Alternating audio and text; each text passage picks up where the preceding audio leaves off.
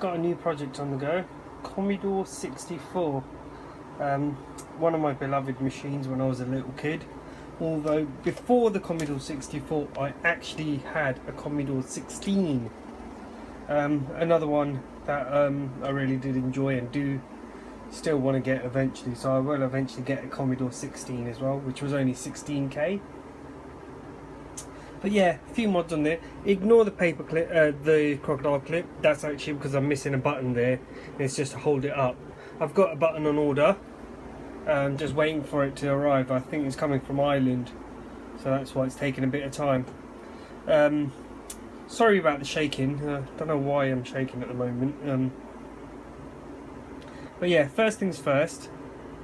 Let's have a look inside and what I've done on the inside with it. I have left it open purposely. So far what we've got here is we have got a dual BIOS, well, dual kernel should I say. So we've got Jiffy DOS and official Commodore on there. We've also done a reset switch, and I've wired it directly in the board rather than using an expansion slot. So that was quite cool, I thought.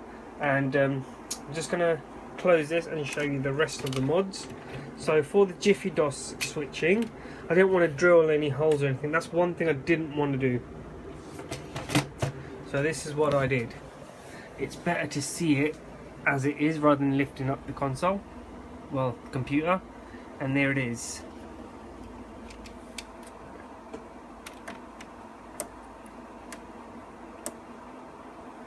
So it basically just sits out of the ventilation slot. Perfect. Didn't have to hack up the case at all, and I can easily remove it if I need to. It's only a little bit of hot glue, but it's not really strong hot glue. Some cheap ass stuff that does actually peel off really easily if you try to. I think I paid like £2 for like 50 sticks. Is that cheap and that rubbish, but it does the job. It's really on there tight, so that's fine, but it does come off quite easily off plastic. The other thing, the reset switch, I'll quickly show you. Decided to put it there on the modulator port. That is where you change the modulator frequency. It's currently on 35, modulator 35, which is here in the UK. When we had analog, a TV, we had between 21 and 69.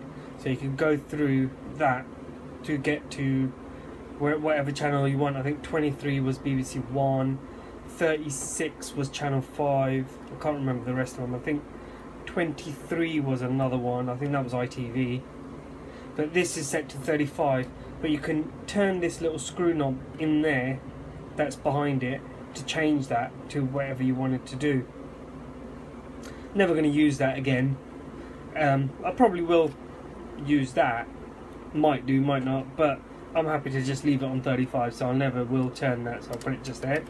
Works fine. And that resets just fine. Now I've only got dual BIOS on there, and the reason why I have dual BIOS on there is purely because I ordered without realizing the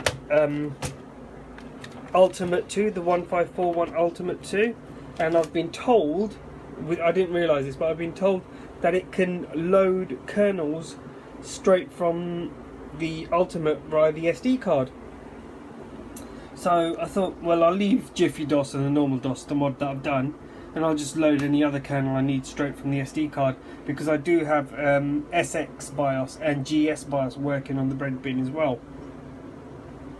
So I'll just do those off the breadbin, off the SD card. Another mod I did, and you will notice that mod when I actually switch the TV on, switch on the console. Why do I keep calling it a console? The computer. Because it is actually a computer. And that's this mod here. That's that there. LED. It's not a red LED. It's not yellow, it's actually orange. Let's see if I can get it better. But I thought it matched slightly better the actual colour of the Commodore 64 itself. And I've just had the tape playing. I didn't realise. Rewind that because I do need to show you. Oh, so bear with me. Just need to flick the channel across. I didn't realise I've not got the right channel on. Have I? Or have I not? Oh, I have. Oh, that's odd. Sorry, bear with me a second, guys. I've got no TV signal. Ah, no wonder. Sorry, I'm going to have to put the phone down a second while I plug in the AV lead. Sorry about this.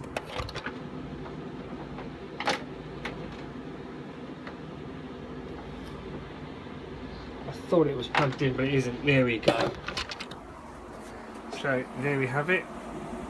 So we've got Commodore 64 Basic version 2, 64K, etc, etc. Yeah, as it is. Now I'm just going to flick over. Now the good thing about Jiffy DOS is I was reading the documentation about Jiffy DOS before I do what I'm going to do, and it does say that you can do BIOS switching, kernel switching on the fly. That means with it still switched, with the system switched on.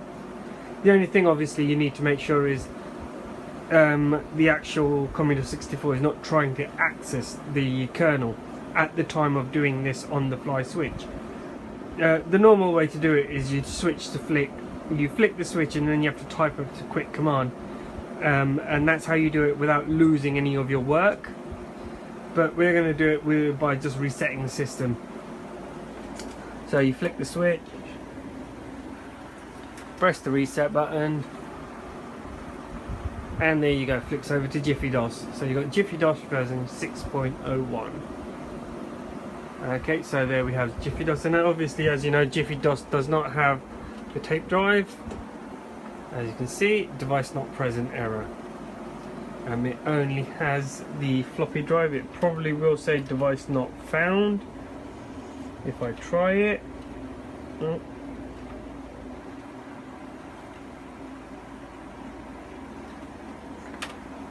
Yeah, device not present, because I haven't got the Ultimate 2 just yet. One of the reasons why I've still got original BIOS on there as well. So this is basically me on the reset button, using my reset button. There we go. And that's because I'm still using tapes. Now, I do want you to see this particular game tape because this really demonstrates the SID chip so well. It's a bit of music, in-game music, well, not in-game, loading music should I say, and it's a very synonymous, very recognised bit of music, but the playback on it on a Commodore 64 is fantastic. So hopefully that will load. That's on Decathlon. It's you'll see it in a minute. I won't show you the cassette box, you'll see it in a minute. The other thing I do like about this game when it loads, and you'll see that in a minute, is it reminds me of 56K modem loading off porn back in the days. This is the music I was talking about.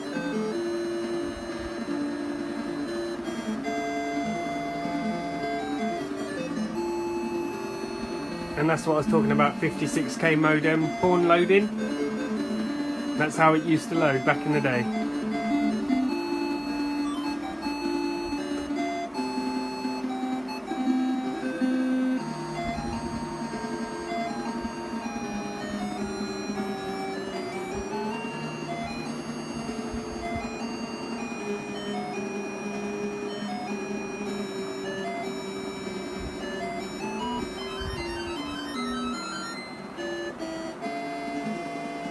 And there we have it.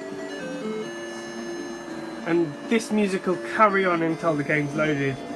So while the game's loading, it's just going to sit on this screen for quite a while. I'm just going to quickly show you while that is going. I probably will stop the video before now, because I think we've seen the main features. So there's just one last feature I wanted to show you, which I did forget, and that was the VIC-2 chip. As you can see here, the VIC-2 chip was getting really hot. and because it was getting really hot, I decided to heatsink it. So with regards to the heatsink, I've got the heatsink on there, and actually, yeah, definitely a much better improvement. That was getting really hot. Now it's actually cooler than some of the other chips. Yeah, see, that one's quite hot. That one's okay. That one's okay. That one's okay. That one's quite cold actually. That one's okay. That one's okay. That one's okay. Yeah, see, that one's a little bit warm. And that one as well. But yeah, definitely an improvement on this chip. This chip you couldn't really touch, you almost couldn't really touch it. So yeah, so that heatsink's good. It's a VIC-2 PAL. So I'll put a quick heatsink on there. So that I think everyone should put a heatsink on there on the VIC-2 chip, because it does get really hot, and that is really helping it a lot. I'm actually glad about that. So there we have it. That's the Commodore 64, and that's the CN2 tape deck just running there at the moment.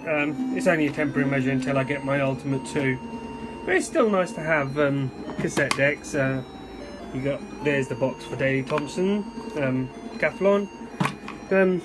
Unfortunately, my Pedro has got bit rot, as they call it, or magnetic rot. Can't get it to load, it crashes halfway through. Tried quite a few times, I have, which is a real shame, but it doesn't matter. That's the whole point of having the SD card that hopefully should be coming soon. That one is actually for a Spectrum, that's different. That's actually a Div IDE. It's a DIY kit that I've built. I've still got to do the solder the switch, and just waiting for the chips to arrive.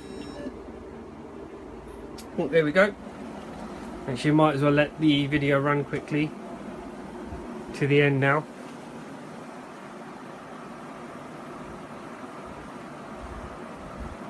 That's just about to load in a minute.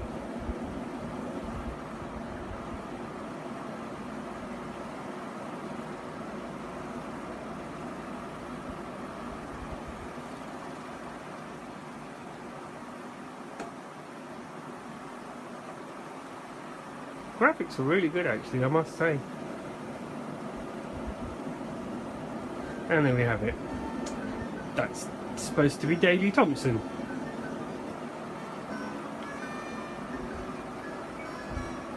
This game plays pretty similar to Konami's Track and Field, which is a brilliant game, one of my favourites. I love that game.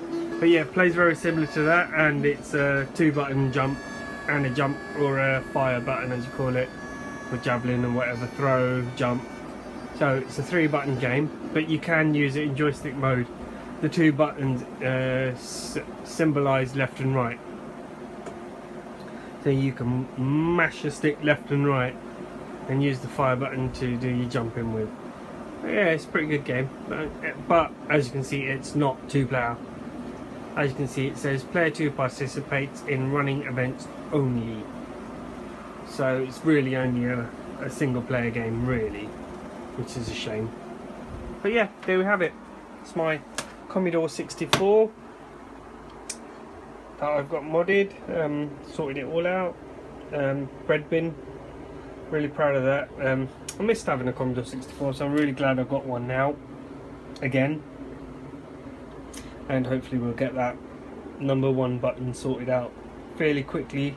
Hopefully the button will arrive soon enough. It's been 6-7 days I think since I ordered it, so, and I know I won't be getting it until after the bank holiday at least. So there we have it. Thanks for watching, and I hope you enjoyed the video.